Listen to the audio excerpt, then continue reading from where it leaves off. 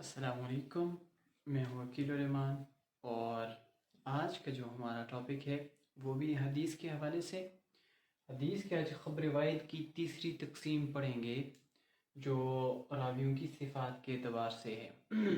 تو اس سے پہلے ہم نے حدیث کی اقسام اور اس کی پہلی تقسیم، دوسری تقسیم وہ پڑھ لی تھی، اور آج ہم پڑھیں گے احادیث کی خبر واحد کی تیسری اقسام۔ خبر واحد کی تیسری اقسام جو ہے وہ راویوں کی صفات کے اعتبار سے ہے، اور اس کی 16 قسمیں ہیں۔ اس میں چند راویوں کی صفات ہیں جس کے اعتبار سے حدیث کو پہچانا جاتا ہے، پرکھا جاتا ہے، حدیث کو کس کیٹیگری میں رکھا جاتا ہے۔ تو یہ ساری باتیں آج کے لیکچر میں انشاءاللہ ہم پڑھیں گے۔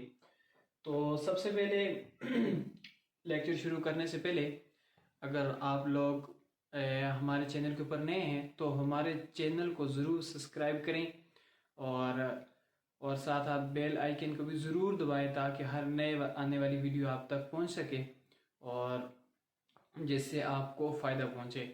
تو آئیں اپنے سبق کی طرف۔ سب سے پہلے دیکھیں، راویوں کی صفات کے اعتبار سے حدیث کی 16 قسمیں ہیں، جس میں راویوں کی مختلف صفات ہیں۔ راوی کے اندر کون کون سی صفت ہونی چاہیے، اور کیا صفت ہوگی تو اس کو کس کیٹیگری میں رکھا جائے گا، کون سی صفت نہیں ہوگی تو اس کو کس کیٹیگری میں لایا جائے گا، یہ ساری باتیں آج ہم ڈسکس کریں گے۔ سب سے پہلے پہلی قسم جو ہے وہ صحیح لذاتی ہے، وہ حدیث جو اپنی ذات کے اعتبار سے صحیح ہوتی ہے۔ وہ حدیث ہے جس کے کل راوی یعنی کہ اس کے روایت کرنے والے کل راوی عادل ہوں، کامل ضبط ہوں اور شاذ نہ ہوں۔ یہ جو ہم نے حدیث کی شرائط پڑھی تھی، وہ شرائط ان 16 اقسام کے اندر استعمال ہوں گی، اور ان کی مختلف کیٹیگریاں بنائی جائیں گی، اور اس کو کس کیٹیگری میں رکھا جاتا ہے، کس میں نہیں رکھا جاتا، کس کے اندر کون سی شرائط ہوگی تو اس کو کس کیٹیگری میں رکھا جائے گا، تو یہ سارے ہوں گے۔ تو صحیح لذاتی وہ حدیث ہے جس کے کل راوی جو سارے کے سارے راوی ہیں وہ کیا ہوں، کامل ضبط ہوں، ان کا ضبط ٹھیک ہو، اور سند متصل ہو جو کہ ملی ہوئی ہو، اور شاذ نہ ہو، تو وہ حدیث آئے گی صحیح لذاتی۔ آگے ہے نمبر 2 حسن لذاتی ہی۔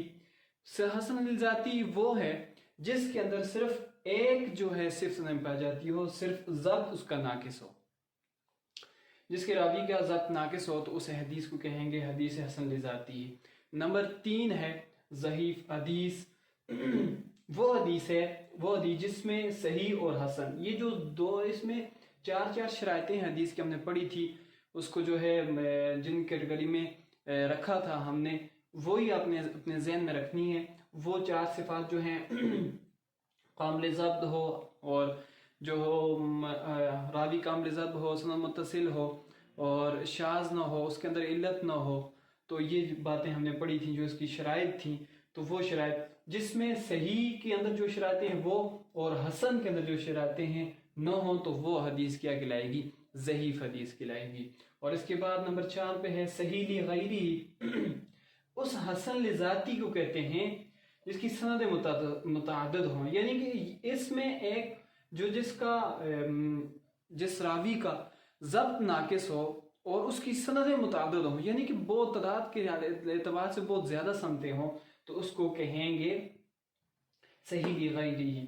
اور اس کے بعد حسن لغیری اس ضعیف حدیث کو کہتے ہیں جس میں حسن اور صحیح کی شرائطیں نہ ہوں، اس ضعیف حدیث کو کہتے ہیں جس کی سند متعدد ہوں، جس میں صحیح اور حسن کی شرائطیں موجود نہ ہوں اور اس کی سند متعدد ہوں یعنی کہ زیادہ ہوں، تو اس کو کہیں گے حسن لغیری۔ اور اس کے بعد ہے موضوع۔ موضوع اس حدیث کو کہتے ہیں جس کے راوی جس نے روایت کی اس کے اوپر طعن موجود ہو، جھوٹ، یعنی کہ وہ خود سے جھوٹ بولتا ہے، ہر بات کی بنیاد اس کی جھوٹ کے اوپر ہوتی ہے، یا وہ اکثر لوگ کہتے ہیں کہ وہ جھوٹ بولتا ہے، تو اگر اس کے اوپر جھوٹ کا طعن موجود ہوگا تو اس کو کہیں گے موضوع حدیث۔ اس کے بعد ہے نمبر 7 میں متروک۔ راوی قواعد معلوم فی المخالف ہو، یعنی کہ اس کی قواعد معلومہ فی الدین کے مخالف ہو، کہ اس کے دین کی جو قواعد ہیں ان کے مخالف اس راوی نے اپنی حدیث کو لایا ہے، تو وہ کیا ہوگی، معلومہ فی الدین کے مخالف ہوگی، تو وہ اس حدیث کو کہیں گے متروک حدیث۔ اور نمبر 8 پہ ہے شاذ۔ شاذ وہ ہے جو خود ثقہ ہو لیکن خود سے زیادہ ثقہ کی مخالفت کرتا ہو، کہ خود سے زیادہ ثقہ کی کثیر تعداد میں جو ثقات راوی ہیں ان کی مخالفت کرتا ہو، اور خود ثقہ ہو لیکن خود سے زیادہ ثقہ جو اس سے حافظے میں قوی ہے، جس کا جو بولتا نہیں ہے، جس کا حافظہ جیسے صحابہ اکرام کا حافظہ تھا، وہ اپنے حافظے پر اعتماد کرتے تھے، تو جس کا حافظہ ٹھیک ہو تو وہ خود سے جو زیادہ ثقہ ہے اس کی مخالفت کرتا ہو، اس حدیث کو کہیں گے شاذ حدیث۔ اور نمبر 9 پہ ہے محفوظ، جو شاذ کے مد مقابل ہو تو اس کو محفوظ کہیں گے کہ اس میں مخالفت ہو تو اس میں مخالفت نہ ہوگی تو وہ کیا ہوگی، محفوظ ہوگی۔ اور نمبر 10 پہ ہے منکر، راوی باوجود ضعیف ہونے کے جماعت ثقات کی مخالف رعایت کرے۔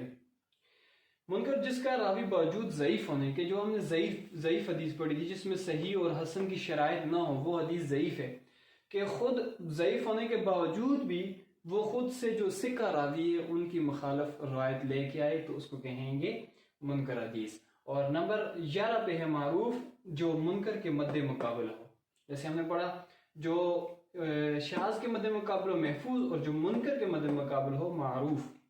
اور نمبر 12 پر ہے معلل، ایسی علت ہو جو صحت حدیث کو نقصان پہنچاتی ہو، یعنی کہ روایت کرنے والے کے اندر ایسی علت ہو جس سے حدیث کی صحت میں کوئی خرابی اور کوئی نقص پیدا ہوتا ہو تو اس کو کہیں گے معلل۔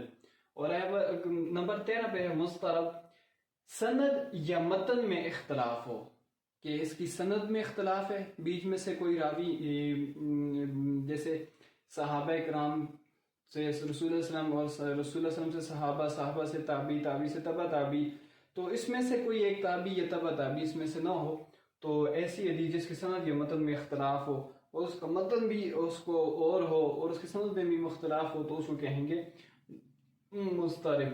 اور آگے نمبر 14 پہ ہے مقلوب حدیث، کہ بھول سے سند یا متن میں تقدیم یا تاخیر ہوگی ہو، یعنی کہ سند پہلے لے آئے ہوں یا متن پہلے لے آئے ہوں یا ایسی کچھ اس میں تاخیر یا تبدیل ہوگی ہو، تو اس حدیث کو کہیں گے مقلوب۔ اور نمبر 15 پہ مصحف، وہ تلفظ میں غلطی ہو جس کی یعنی کہ زبر زیر اور لفظ آگے پیچھے کر دی ہو جس کی وجہ سے حدیث میں نقص آتا ہو، تو ایسی حدیث کو کہیں گے مصحف۔ نمبر 16 پر جو ہے وہ ہے مدرج، یعنی کہ اندراج کرنا، یعنی کہ راوی نے حدیث میں اپنا نام اس میں خود سے جو ہے ایڈ کر دیے، خود سے درج کر دیے، تو اس کو کہیں گے حدیث مدرج۔ تو یہ تھی آج کی صفات کی جو اعتبار سے حدیث کی اقسام تھی وہ ہم نے پڑھی، امید ہے کہ آپ کو سمجھ آ گئی ہوگی۔ والسلام۔